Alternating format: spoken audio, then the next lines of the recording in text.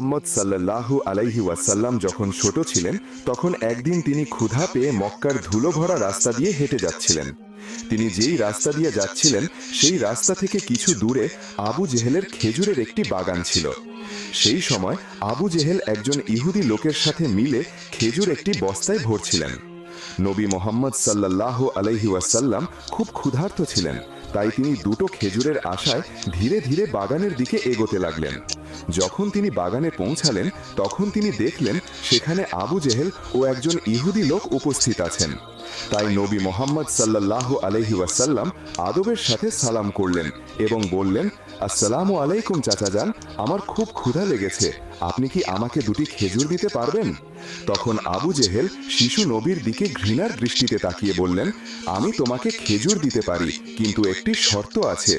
ওই যে ইহুদি দাঁড়িয়ে আছে তার বস্তাটি তুমি যদি নিজের মাথায় রেখে আমার বাড়ি পর্যন্ত পৌঁছিয়ে দাও তাহলে খেজুর পাবে। আবু জেহেলের কথাই শিশু মুহাম্মদ সাল্লাল্লাহু আলাইহি ওয়াসাল্লাম রাজি হয়ে গেলেন। অতঃপর দেরি না করে নবী মুহাম্মদ সাল্লাল্লাহু আলাইহি ওয়াসাল্লাম সেই ইহুদির কাছে গেলেন। তখন ইহুদি অবাক হয়ে বলল, হে মুহাম্মদ, তুমি এখানে কেন এসেছো? নবী মুহাম্মদ সাল্লাল্লাহু আলাইহি ওয়াসাল্লাম বললেন, আমি এই বস্তাটি নিজের মাথায় রেখে নিয়ে যেতে চাই। শিশু মুহাম্মদ সাল্লাল্লাহু আলাইহি ওয়াসাল্লামের কথা শুনে ইহুদি চমকে গেল এবং বলল, এত অল্প বয়সে কি তুমি এই বস্তাটি তুলতে পারবে? তখন নবী মুহাম্মদ সাল্লাল্লাহু আলাইহি ওয়াসাল্লাম হেসে বললেন, হ্যাঁ, নিশ্চয়ই তুলতে পারবো। তারপর নবী মুহাম্মদ সাল্লাল্লাহু আলাইহি ওয়াসাল্লাম সেই বস্তাটি মাথায় রাখলেন এবং চলতে শুরু করলেন। ছোট ছোট পা, ক্লান্ত শরীর, কিন্তু মুখে এক অদ্ভুত আধ্যাত্মিক শান্তি ছিল। আবু জেহেল এবং সেই ইহুদি লোকটি শিশু মুহাম্মদ সাল্লাল্লাহু আলাইহি ওয়াসাল্লামের পিছন পিছন যাচ্ছিলেন। এইভাবে চলতে চলতে কিছুক্ষণ পর আবু জেহেলের বাড়ির সামনে রাখা হলো। ইহুদি লোকটি বাড়ির ভিতরে নিয়ে চলে গেল। তখন নবী মুহাম্মদ সাল্লাল্লাহু আলাইহি ওয়াসাল্লাম বললেন, চাচাজান, এখন আমাকে খেজুর দেন। তখন আবু জেহেল শুধু একটি খেজুর দিলেন। নবী মুহাম্মদ সাল্লাল্লাহু আলাইহি ওয়াসাল্লাম নরম সুরে বললেন, আপনি কি আরেকটি খেজুর দিবেন না? এই নিষ্পাপ অনুরোধ আবু জেহেলের ভেতরের আগুনকে যেন আরো জ্বালিয়ে দিল। রাগের চোটে সে নবী মুহাম্মদ সাল্লাল্লাহু আলাইহি ওয়াসাল্লামকে একটি থাপ্পড় মারল এবং সেই মুহূর্তে যেন সূর্য ডুবে গেল, আকাশ ফেটে পড়ল, বাতাস থেমে গেল এবং এবং পাহাড়ও কেঁদে উঠল। কিন্তু আবু জেহেল হাসতে হাসতে বাড়ির ভিতরে চলে গেল। ভিতরে গিয়ে যখনই সে খেজুরের বস্তা খুলল তখন চমকে দেওয়ার মতো দৃশ্য তার সামনে এলো। আবু জেহেল দেখল যে সব খেজুর ছোট ছোট পাথরে পরিণত হয়েছে। এটি দেখে সেই ইহুদি হতভাগ হয়ে গেল, তার চোখ কপালে উঠে গেল এবং মুখ বন্ধ হয়ে গেল। সে আশ্চর্য হয়ে দৌড়াতে দৌড়াতে নিজের সর্দারকে এই খবর দিতে চলে গেল। ওদিকে আবু জেহেল ব্যঙ্গ করে বলল, হে মুহাম্মদ, তুমি তো খুব বড় জাদুকর, তুমি আমার খেজুরের ওপর জাদু করেছো। তখন নবী মুহাম্মদ সাল্লাল্লাহু আলাইহি ওয়াসাল্লাম মাথা নিচু করে খুব নরম করে বললেন, চাচাজান, আমি তো কিছু জানি না। এটি শুনেই আবু জেহেল আরো একটি থাপ্পড় মারল। তার আওয়াজ যেন আকাশ চিরে গেল, সবকিছু থেমে গেল এবং সেই নিষ্পাপ শিশুর চোখ থেকে একটি অশ্রু গড়িয়ে পড়ল।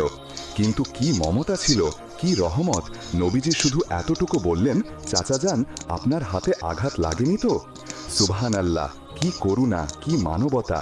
নিজে থাপ্পড় খেলেন কিন্তু চিন্তা সেই মানুষটির যিনি মারলেন। তারপর নবী মুহাম্মদ সাল্লাল্লাহু আলাইহি ওয়াসাল্লাম এই সব অপমান, কষ্ট এবং ক্ষুধা নিয়ে বাড়ি ফিরে গেলেন না, বরং চুপচাপ পাহাড়ের ধারে গিয়ে দাঁড়িয়ে গেলেন। গাছ এবং পাহাড় যেন ঢেকে উঠল। আফসোস, যাকে সৃষ্টি করা না হলে সেই মহান নবী আজ ক্ষুধার্ত, অপমানিত, অবহেলিত হচ্ছেন। কিন্তু তবুও আবু জেহেলের মতো নিষ্ঠুর হৃদয়ে না দয়া এলো, না চোখে অনুশোচনার এক ফোঁটা অশ্রু না এলো। ওদিকে সেই ইহুদি লোকটি নিজের সর্দারের কাছে দৌড়ে পৌঁছে গেল এবং হাঁপাতে হাঁপাতে বলল, আজ আমি এমন একটি ঘটনা দেখেছি যা কল্পনারও অতীত। আব্দুল্লাহর ছেলে মুহাম্মদের মধ্যে এমন এক অলৌকিক শক্তি আছে যে শুধু একটি থাপ্পড় লাগার পর সব খেজুর পাথর হয়ে গেল। আপনি বলুন, এটি কে জাদু হতে পারে নাকি কোনো ঐশ্বরিক শক্তি? সর্দার কিছুক্ষণ চুপ করে রইল, তারপর গম্ভীর কণ্ঠে বলল, আমরাও শুনেছি আমাদের আসমানি কিতাবে মুহাম্মদের নাম উল্লেখ আছে যে তিনি শেষ এবং সবচেয়ে মহান নবী হবেন।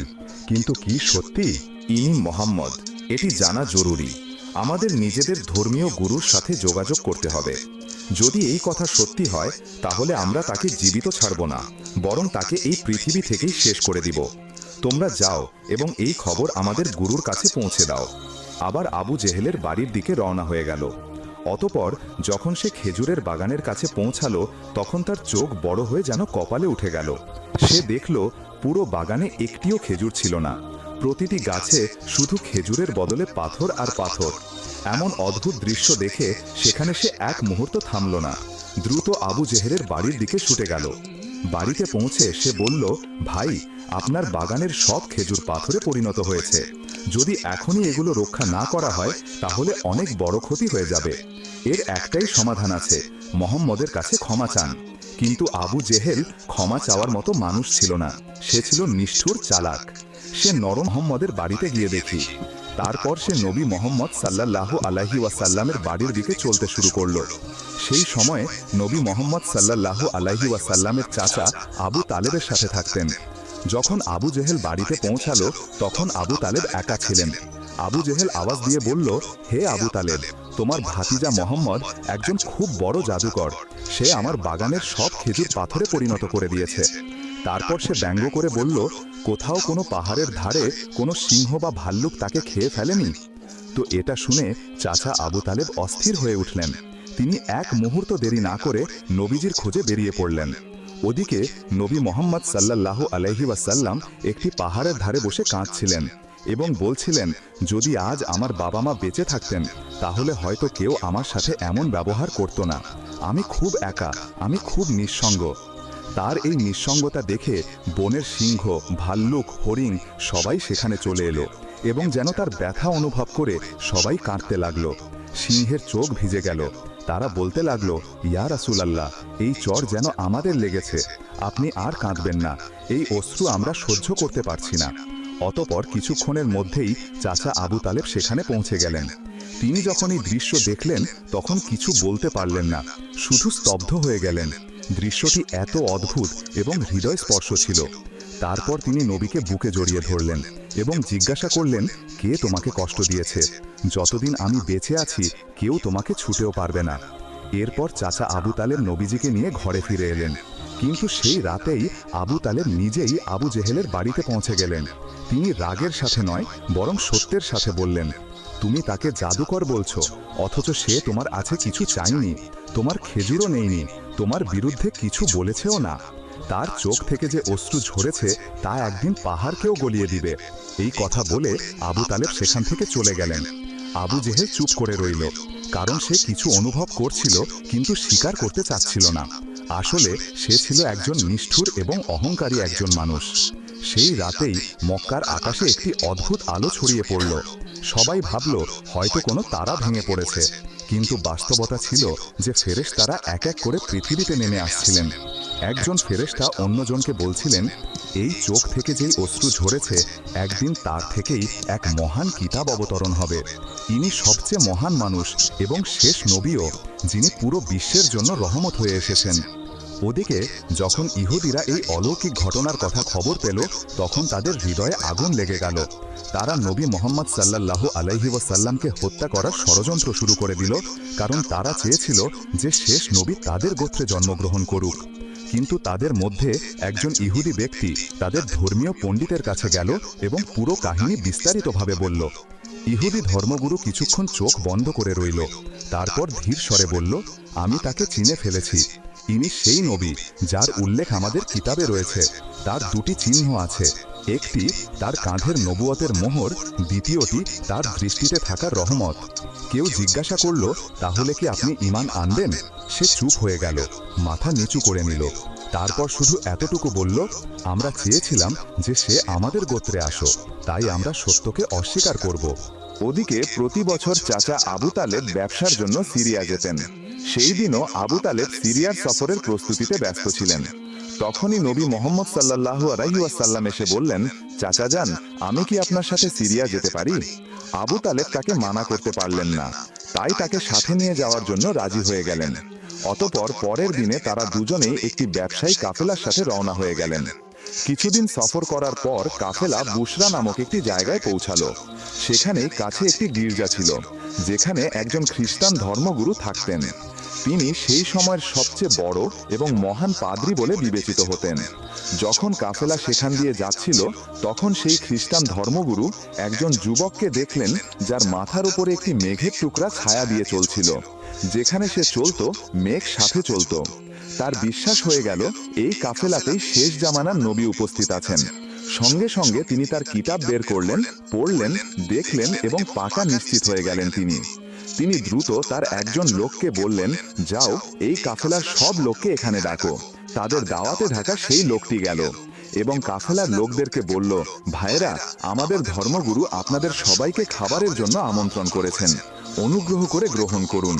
তার কথা শুনে সবাই সেই গির্জায় পৌঁছালো।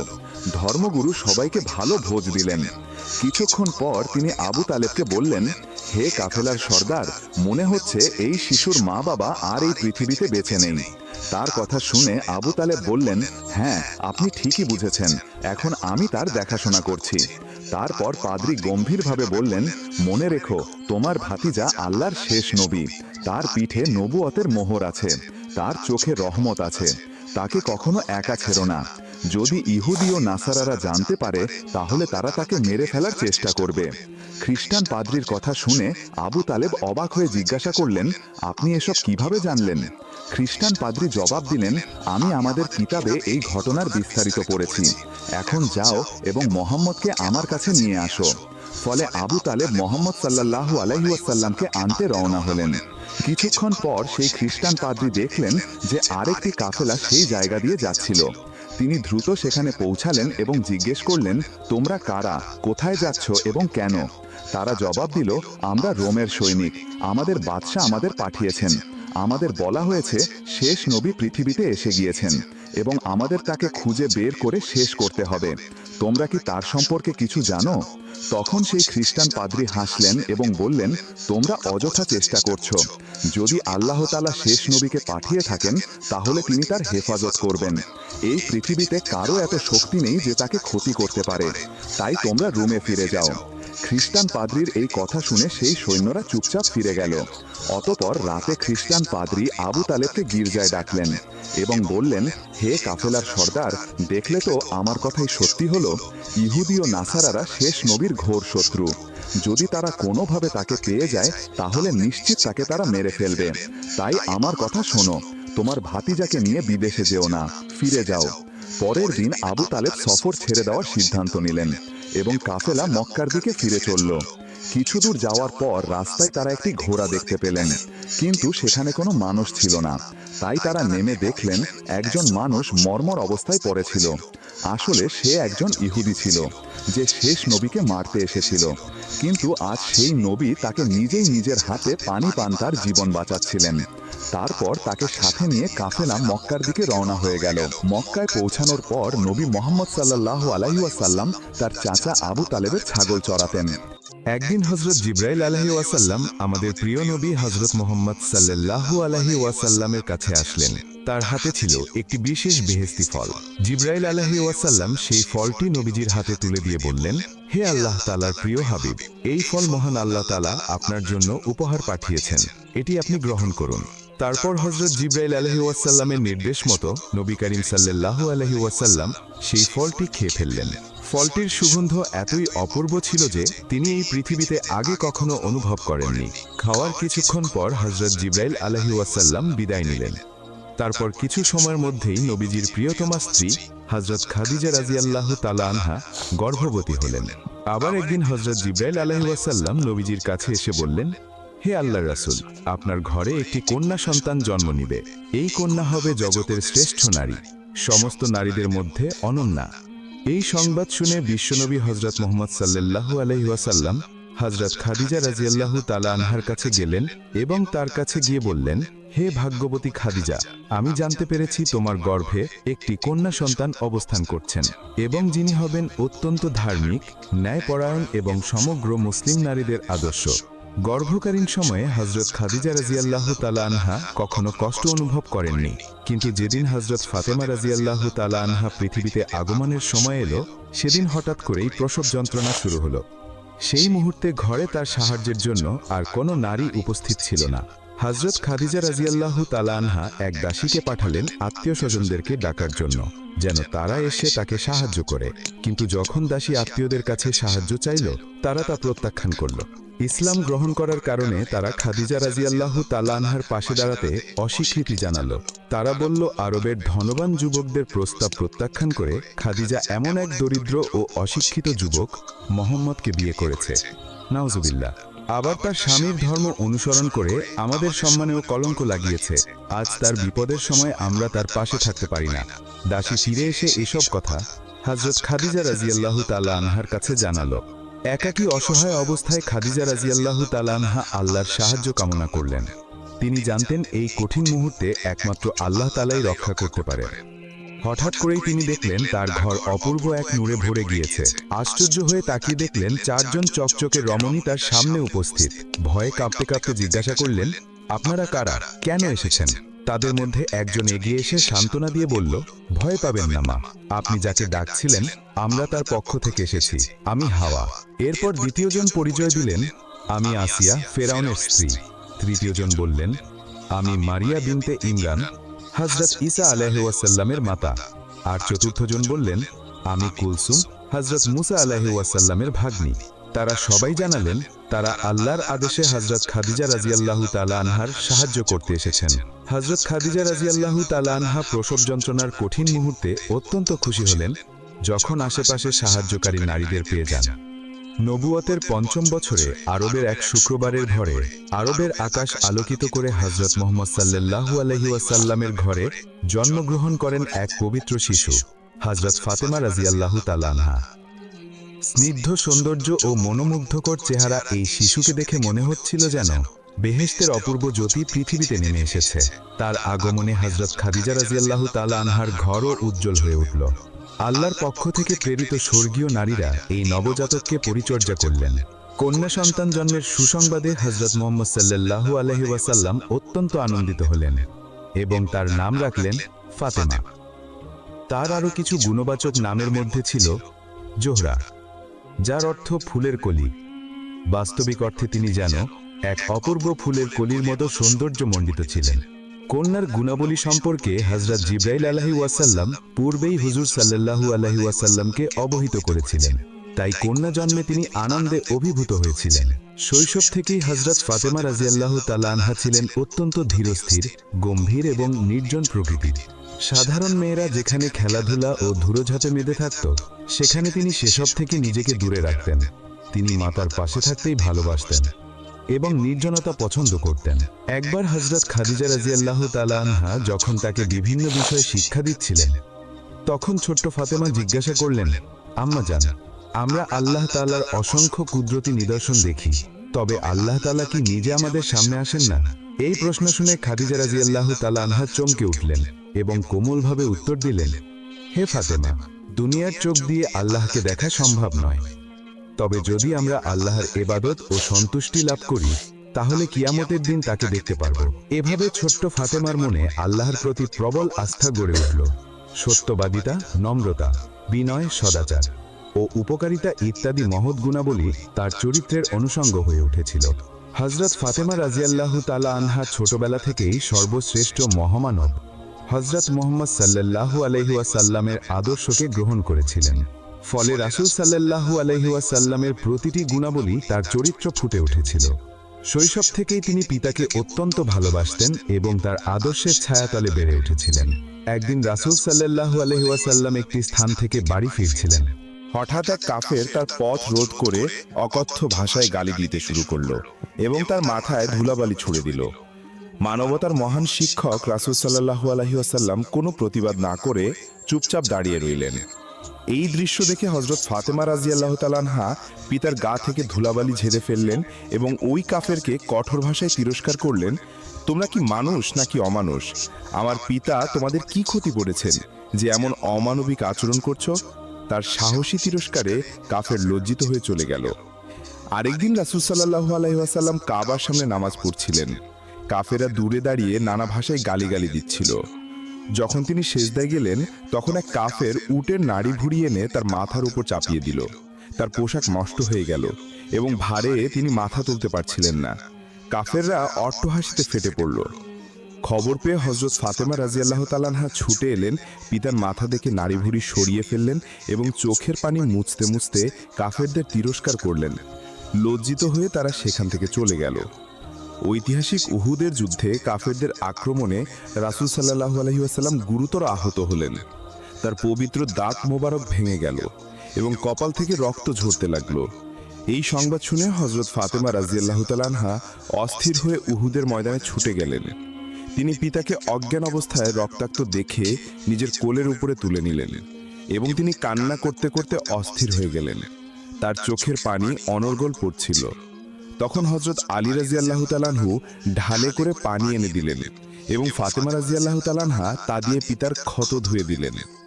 এভাবে জীবনের প্রতিটা মুহূর্তে হযরত ফাতেমা রাদিয়াল্লাহু তাআলা আনহা তার পিতামাতার বিপদে পাশে দাঁড়িয়েছিলেন। রাসূল সাল্লাল্লাহু আলাইহি ওয়াসাল্লামও তার এই কলিজার টুকরো কন্যাকে ভীষণ ভালোবাসতেন। তিনি সাহাবীদের উদ্দেশ্যে বলতেন, ফাতেমা আমার দেহের অংশ বিশেষ। যে তাকে রাগান্বিত করবে সে আমাকে এর পর পিতামাতার সংসারে একমাত্র ফাতেমাই ছিল যিনি দুজনের স্নেহ মমতার অধিকারী হন। কিন্তু এই সুখ বেশি দিন স্থায়ী হলো না। হযরত খাদিজা রাদিয়াল্লাহু তাআলা আনহা বার্ধক্য ও রোগ শোকে ভীষণ দুর্বল হয়ে পড়লেন। তিনি নিজের দুর্বলতার জন্য রাসূল সাল্লাল্লাহু আলাইহি ওয়াসাল্লামের সেবা করতে না পারায় দুঃখে কাঁদতেন এবং আল্লাহর দরবারে প্রার্থনা করতেন। মায়ের কান্নাজড়িত কথা শুনে কিশোরী হযরত ফাতেমা রাদিয়াল্লাহু তাআলা আনহা অনুভব করলেন মায়ের অন্তরের যন্ত্রণাকে।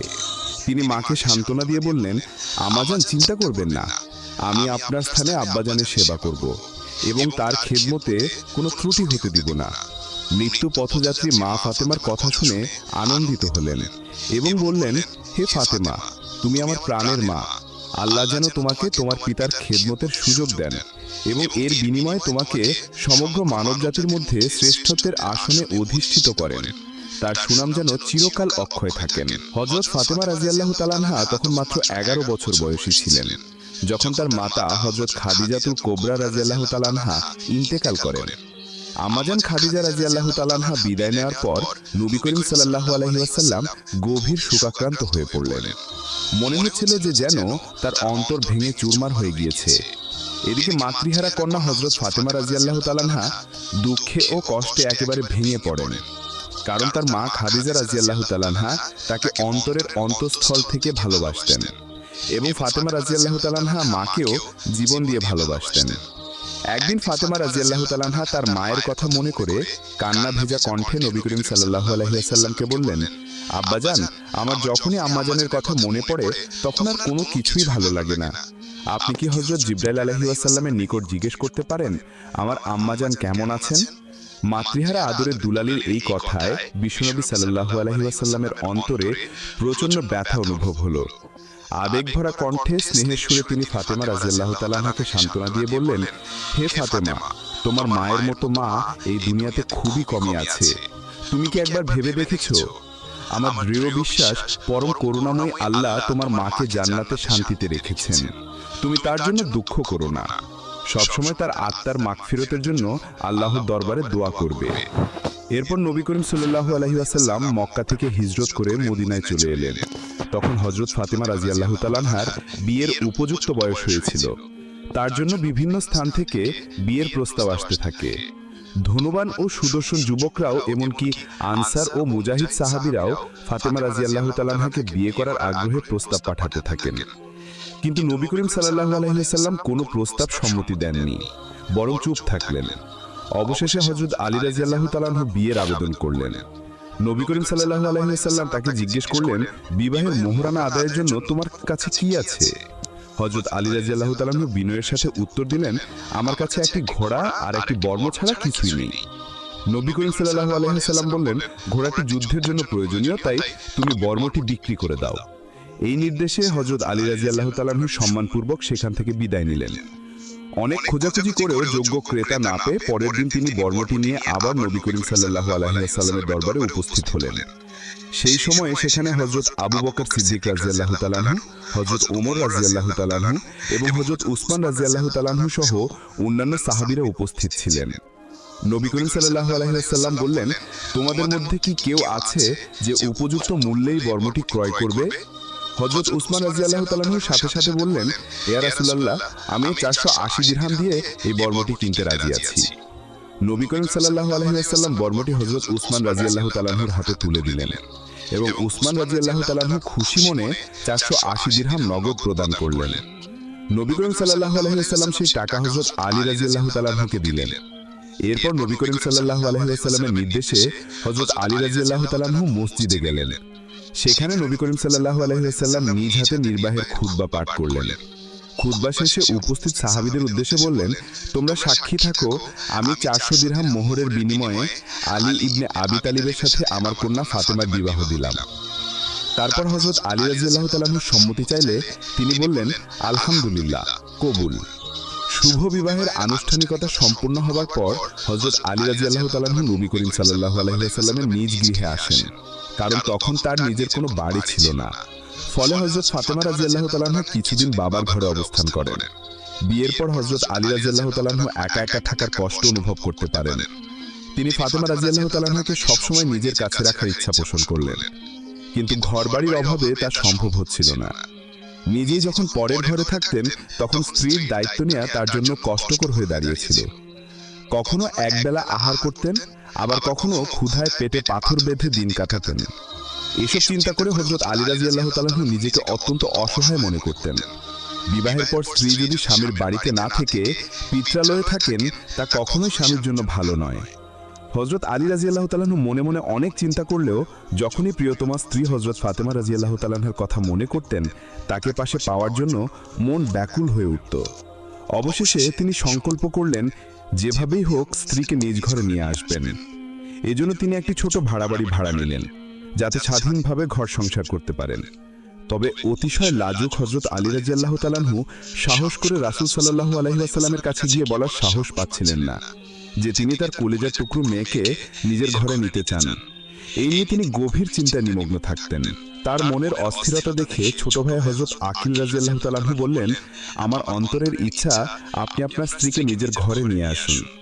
ভাইয়ের কথা শুনে হযরত আলী রাদিয়াল্লাহু তাআলা আনহু জানালেন, রাসূল সাল্লাল্লাহু আলাইহি ওয়াসাল্লামের অনুমতি প্রয়োজন। তখন আকিল রাদিয়াল্লাহু তাআলা আনহু তাকে সঙ্গে নিয়ে গেলেন হযরত আয়েশা রাদিয়াল্লাহু তাআলা আনহার ঘরে। হযরত আয়েশা রাদিয়াল্লাহু তাআলা আনহা রাসূল সাল্লাল্লাহু আলাইহি ওয়াসাল্লামের দরবারে উপস্থিত হয়ে বললেন, আমার চাচাতো ভাই আলী রাদিয়াল্লাহু তাআলা আনহু আপনার কলিজার টুকরো ফাতেমাকে নিজের গৃহে নিতে চান, কিন্তু অতিশয় লাজুকতার কারণে আপনাকে বলতে সাহস পাচ্ছেন না। এই কথা শুনে রাসূল সাল্লাল্লাহু আলাইহি ওয়াসাল্লাম হযরত আলী রাদিয়াল্লাহু তাআলা আনহুকে সামনে আসতে বললেন। আদবের সাথে সামনে এসে দাঁড়ালে রাসূল সাল্লাল্লাহু আলাইহি ওয়াসাল্লাম তাকে জিজ্ঞেস করলেন, আলী, তোমার কি ইচ্ছা আমি আমার মেয়ে ফাতেমাকে তোমার জন্য বিদায় করে দেই? আলী রাদিয়াল্লাহু তাআলা আনহু বিনয়ের সাথে উত্তর দিলেন, ইয়া রাসূলুল্লাহ, এটাই আমার একান্ত ইচ্ছা। রাসূল সাল্লাল্লাহু আলাইহি ওয়াসাল্লাম কিছু দিরহাম তার হাতে তুলে দিলেন এবং বাজার থেকে আটা, ঘি ইত্যাদি কিনে আনার নির্দেশ দিলেন। রাসূল সাল্লাল্লাহু আলাইহি ওয়াসাল্লাম নিজ হাতে রুটি, পনির ও ঘি মিশিয়ে লাজিজ নামের এক ধরনের খাদ্য তৈরি করলেন এবং সবাইকে পরিবেশন করলেন। একটি পাত্রে কিছু লাজিজ রেখে দিলেন ফাতেমা ও আলীর জন্য। তারপর তিনি হযরত ফাতেমা রাদিয়াল্লাহু তাআলা আনহাকে ডেকে এনে আলী রাদিয়াল্লাহু তাআলা আনহুর হাতে তুলে দিলেন এবং আবেগ ভরা কণ্ঠে বললেন, হে আলী, তোমার কলিজার টুকরো নয়নের মণি ফাতেমা তোমার জন্য কল্যাণের কারণ হোক। তিনি আরো বললেন, হে ফাতেমা, তোমার স্বামী আলী রাদিয়াল্লাহু তাআলা আনহুর চরিত্র ও গুণাবলীতে প্রশংসার যোগ্য। তোমরা মধুর সম্পর্ক স্থাপন করে সুখে ঘর বাস করো।